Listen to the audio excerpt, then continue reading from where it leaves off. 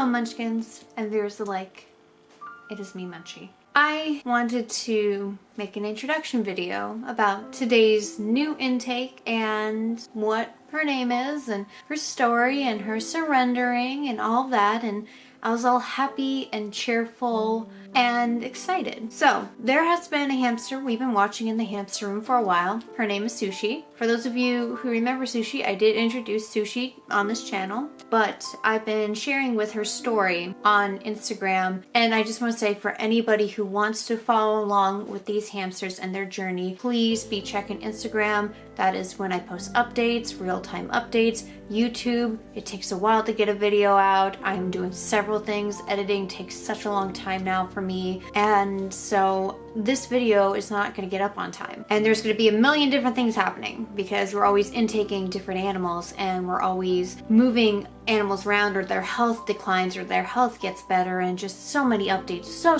many updates. So if you want real-time updates and want to know what's going on, Instagram. So Sushi, unfortunately, she is slowly fading away from old age as well as her medical issue. She developed bleeding down on her bottom, and so we took her in, and it was either pyometra or a tumor. But because of her age, the vet said that if antibiotics don't help, that naturally she should probably be euthanized and or to just go on her own. Surgery should not be an option at that point because she's too far along to where they think that it's a much greater risk. So we've been watching Sushi for a while. She was doing very well, and then she goes down, and then she does very well and she goes down. But this week we noticed that she is definitely slowly declining, but she's still very active. She doesn't look like she's in any pain. She's still Sushi, which is amazing. She's my little angel. So as soon as I got home from the intake that we just did, I always morning and night check before work and before I go out, check on the hamsters, mainly Sushi, but I always check. And so I came home today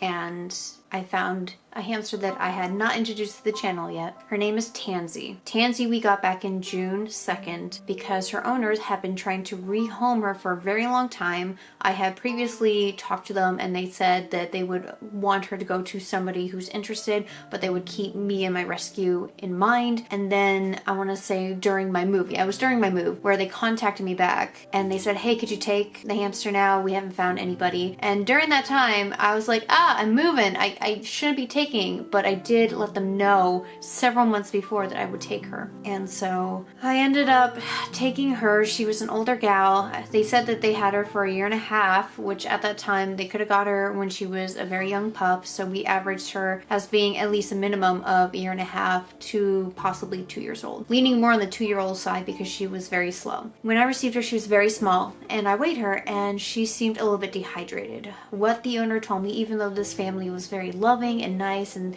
she had an older daughter taking care of Tanzi, unfortunately the daughter was not doing her part in feeding Tanzi as well as giving water to Tanzi. So several times she had the mother walked in on Tanzi with no food and water. But Tanzi did have a bigger than average cage. It was a 10-gallon tank with a tank topper from You and Me. I think it was the You and Me tank topper. I still have the tank topper because I've been waiting to make a video to show you Tanzi and to show you all these hammies. There's just so many that are constantly being intaken and then rehomed and just inquiries and all this stuff, and we were moving at the time. But Tanzi was a little senior gal, and I knew that she might not have had that much time in this world left, and I was really hoping before I saw her decline in health that she would find a home. And so Tanzi was surrendered with so many things. She was surrendered with a bunch of bedding. The mother, the parent, was actually more thrilled to have Tanzi, but at the same time she wanted what was best for Tanzi, and that is the best thing, being honest about this hamster, seeing where this hamster goes,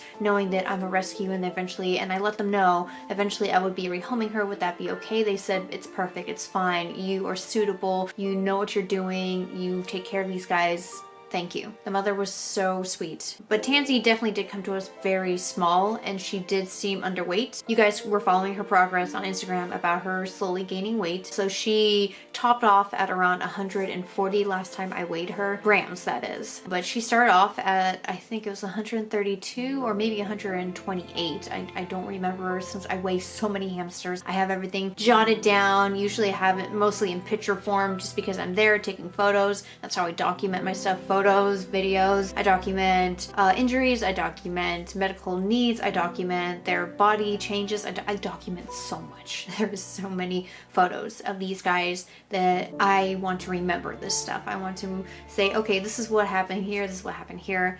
But Tanzi, I didn't get to spend a lot of time with because she was constantly in her tunnel system. She really loved her tunnel, and or she would only come out if I put food down. In the beginning, she was a bit of a climber. She was climbing on the bars. I put her in a preview cage just because she was a climber in her other enclosure, the one that had the tank topper. And so I thought that, you know, hey, maybe she'll be a little bit more active when she gets a lot of food in her and water, but she kind of just stayed the same. She kind of just stayed to herself. Almost 2 months later, since we intook her June 2nd and now it's August 1st, but I came home today and Tanzi was not in her nest. She was sitting in front of her wheel and she was sitting very funny. And we had noted the night before she was being chatty with us and she was out. And usually she is chatty, and the noise she made was the same noise as the others that they were making in the room. And it's just a natural squeak. It's just natural squeaky chatty behavior. So we thought nothing of it. We do know she's a senior. We do know she slowed down. So that's all we documented, was just, oh yeah, she was chatty last night. Nothing's wrong. I get home today and Tanzi just seemed paralyzed.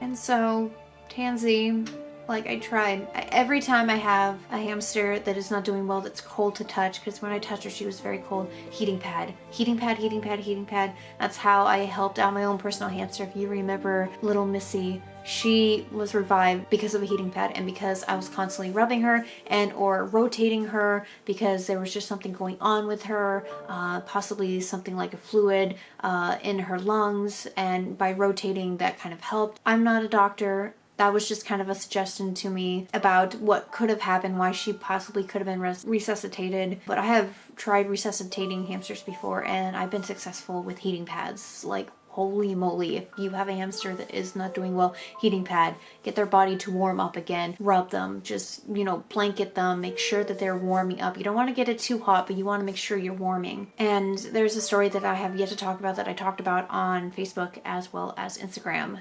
And that was Yona. Yona I still have to talk about, but Yona was, and reminds me so much of Tanzi here, but Tanzi did not, when I put her on a heating pad, come back. She just seemed like she was paralyzed from the neck down, because when I was cuffing her in my hand, what happened was she was grooming herself. She was moving her head, trying to groom, and she was blinking. And so I was like, okay, maybe I have a chance. Maybe this is okay. But what I noticed was she kind of was just twitching the rest of her body, and just this sound, and this isn't graphic at all, but it's just end of life stuff is so sensitive, but we don't really know much about it. So I want to share with you her final things. But Tanzi started to lose twitchingness in her hands. It started to fade, but then her twitching started to happen in her back, and that soon faded. And I was trying to resuscitate her as much as I could, but I couldn't.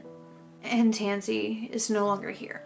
I had her for 2 months. And I just recently lost another hamster, which of course I did not talk about that hamster either. There's several hamsters that have come and gone, and they've been through adoptions and or through passings. And it just seems like summer is biting us in the, I was gonna say, you know, biting us in the bottom.